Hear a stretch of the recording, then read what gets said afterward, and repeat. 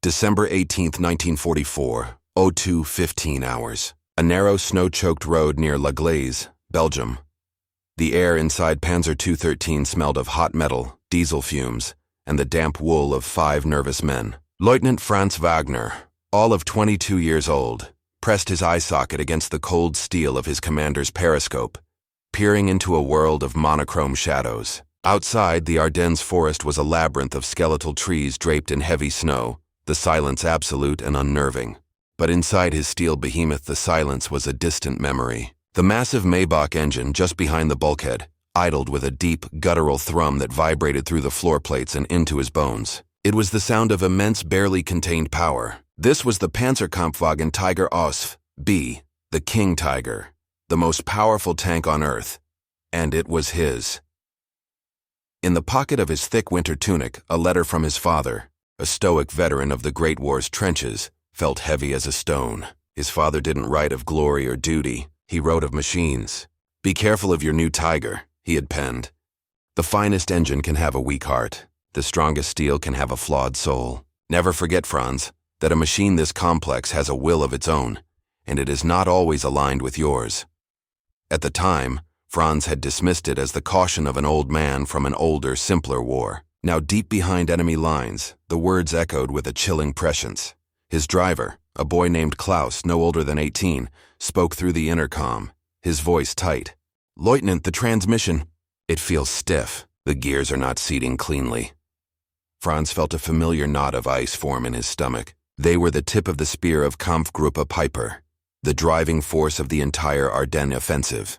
Speed was everything, but his 70-ton monster, designed to be invincible, was already showing signs of a profound internal weakness. The fuel gauge, a needle he watched more than the tactical map, was plummeting with terrifying speed. The ground beneath them, a frozen crust of mud and snow, threatened to give way under their immense weight with every lurch forward. He looked out at the silent, oppressive darkness and felt the crushing weight not just of his tank, but of the entire offensive. They were supposed to be an unstoppable iron fist, but as another gear ground with a sickening protest, Franz began to suspect they were trapped inside their own beautiful, magnificent, and fatally flawed weapon. The King Tiger was the final, terrifying evolution of Germany's tank design philosophy. Since the shocking appearance of the Soviet T-34 in 1941, German engineers had been locked in an arms race, prioritizing firepower and protection above all else. The Tiger, I had been the first answer, a formidable beast that dominated the battlefields of 1943. But the King Tiger, or Tiger II, was intended to be the definitive statement, a weapon so far beyond the capabilities of its adversaries that it would render them obsolete.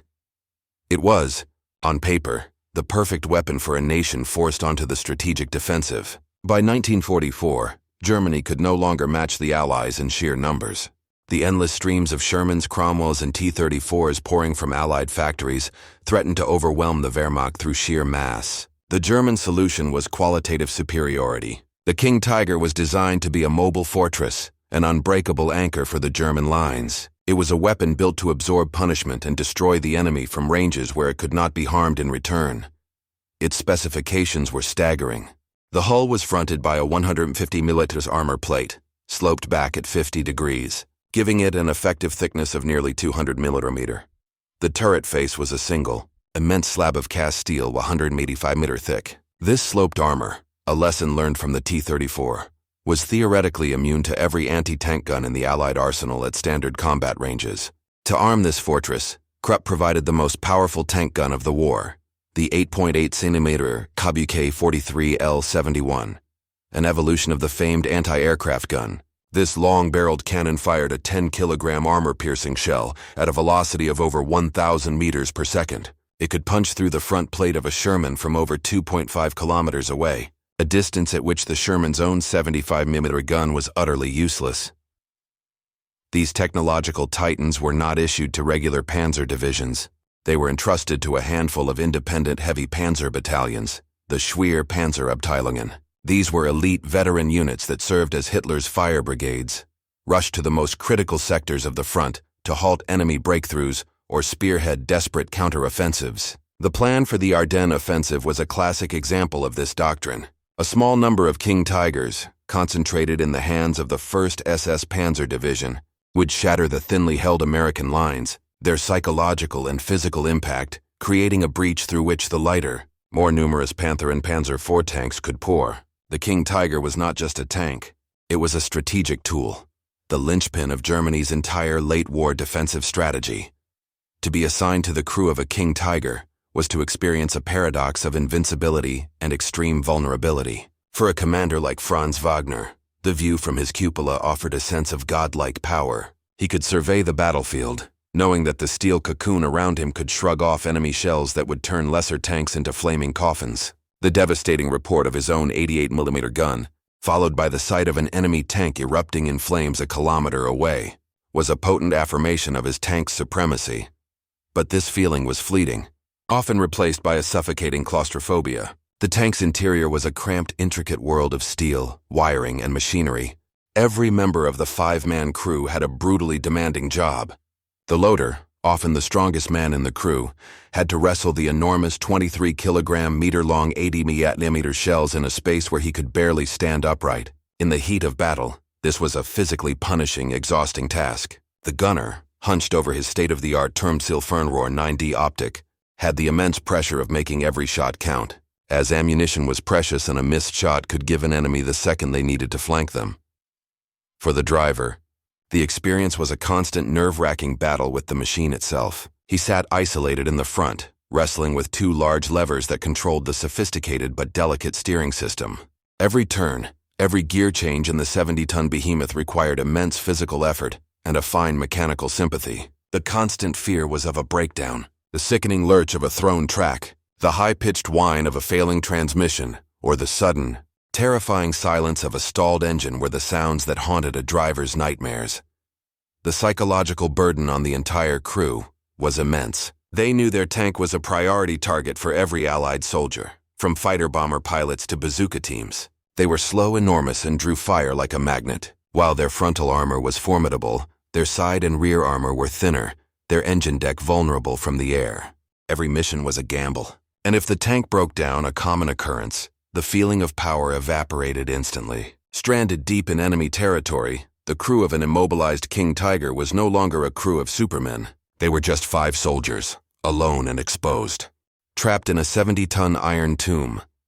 For the Allied soldiers in the fields of France and the forests of Belgium, the King Tiger was a creature of myth before it was a reality. The tiger phobia that had gripped armored units after their first encounters with the Tiger I in North Africa and Russia was amplified by intelligence reports and rumors of its even larger successor. It was spoken of in hushed, fearful tones in the mess tents and staging areas.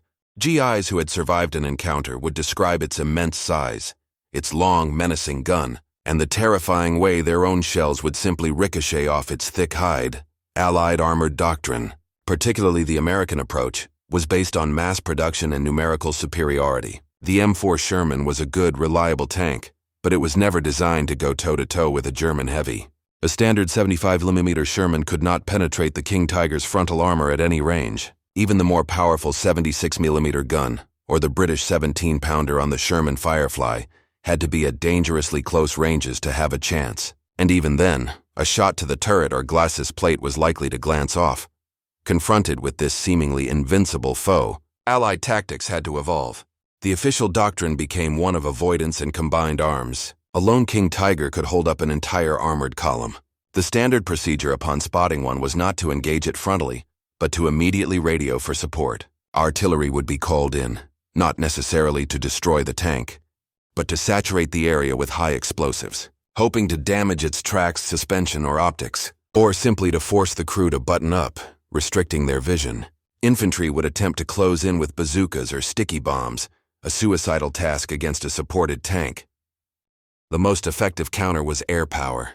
The P-47 Thunderbolt and Hawker Typhoon, with their rockets and armor-piercing cannons, were the bane of all German panzers, and the King Tiger was their #1 target. A pilot who could claim a kill on a King Tiger was a hero. For the average Allied tanker, the strategy was simpler and more brutal: swarm it.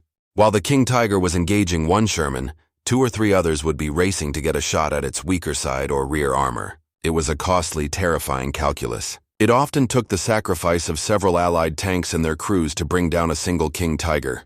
The appearance of one on the battlefield fundamentally changed the geometry of the fight, replacing linear advances with a desperate, all-consuming hunt for the monster. The initial hours of the Ardennes offensive on December 16, 1944, seemed to validate every myth about the King Tiger.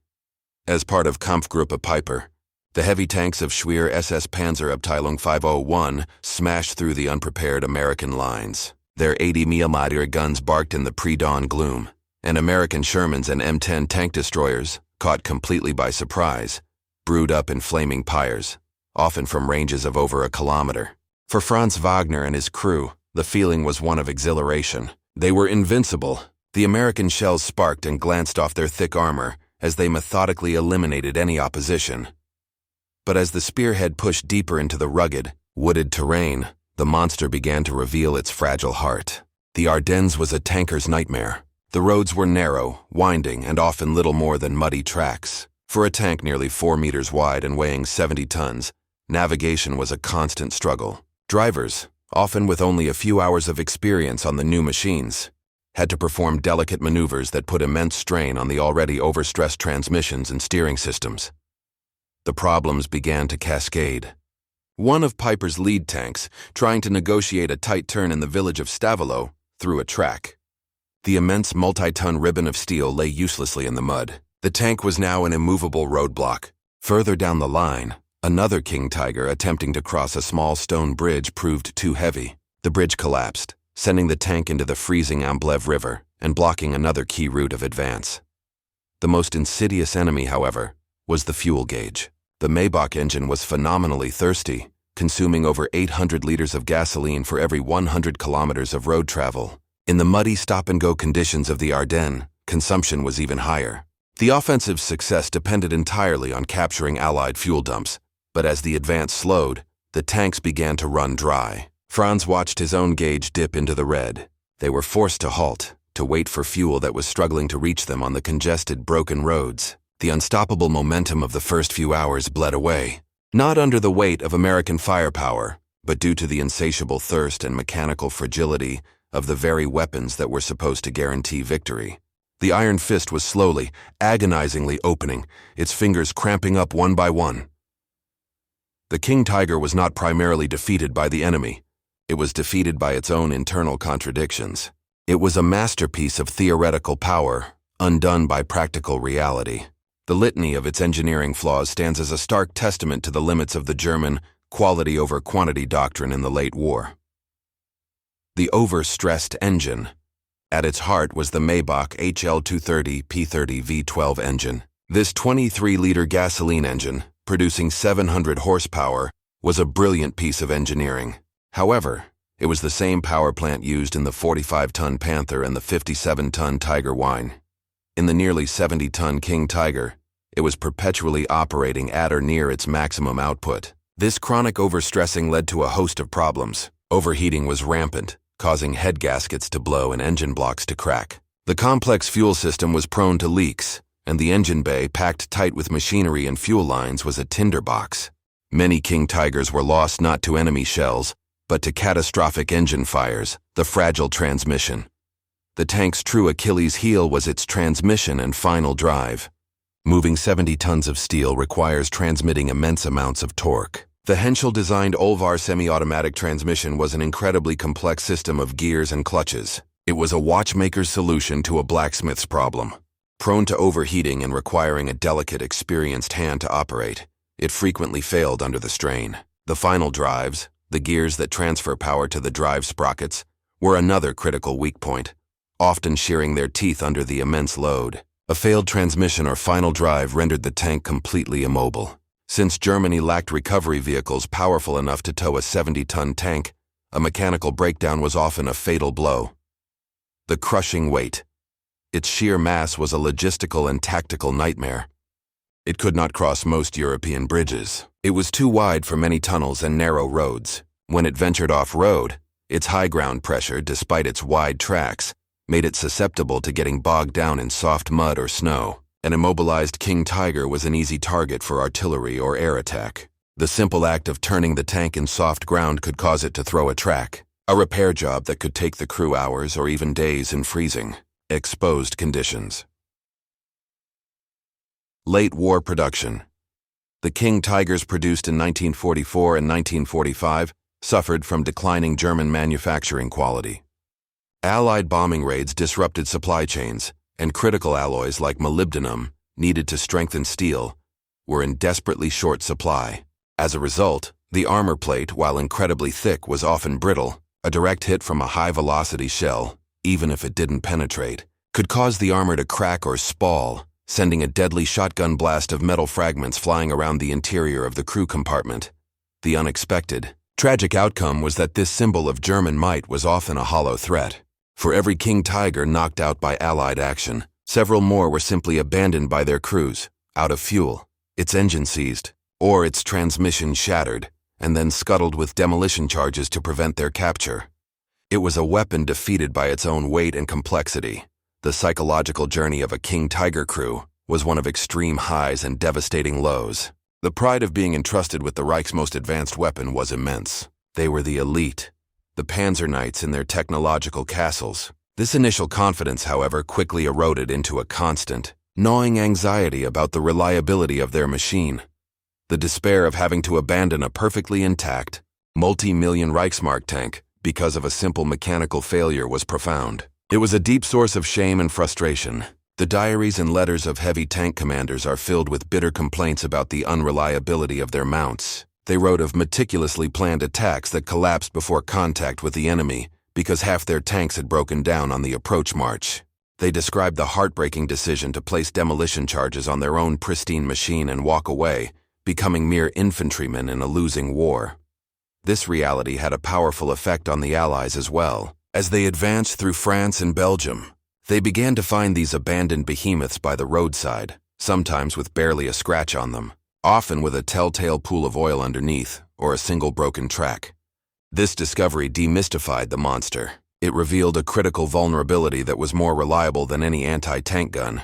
Allied crews learned that the King Tiger, while terrifying in a direct fight, was a brittle giant.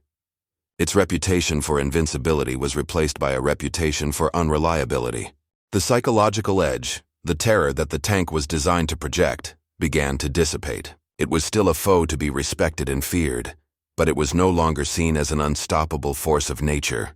For the Germans, their greatest symbol of technological strength was becoming a monument to their strategic failure. A brilliant concept that could not overcome the friction and grit of a real war.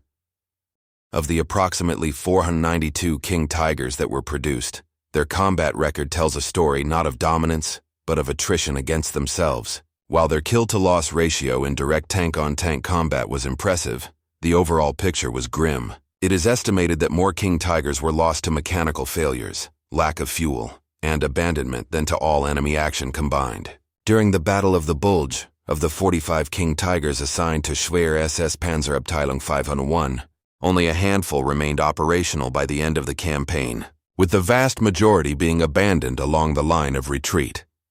The King Tiger stands as the ultimate symbol of Germany's flawed quality over quantity philosophy. While German engineers created a tank that was, in a one-on-one duel, superior to anything the Allies had, they created a weapon that was strategically irrelevant. The war was ultimately won by logistics, mass production, and reliability. The Allies produced over 50,000 Sherman tanks and 80,000 T-34s.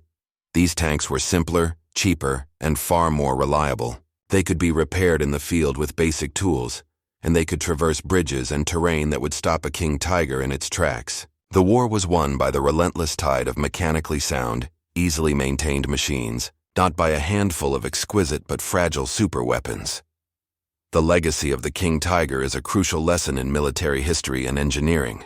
It is a textbook example of over-engineering, a design so focused on perfecting certain parameters, armor and firepower, that it sacrifices the more mundane but far more critical aspects of reliability, mobility and serviceability. It was a weapon designed for a perfect world, for hard-surfaced roads and unlimited fuel, not for the muddy, chaotic, resource-starved reality of the Eastern and Western fronts in 1944.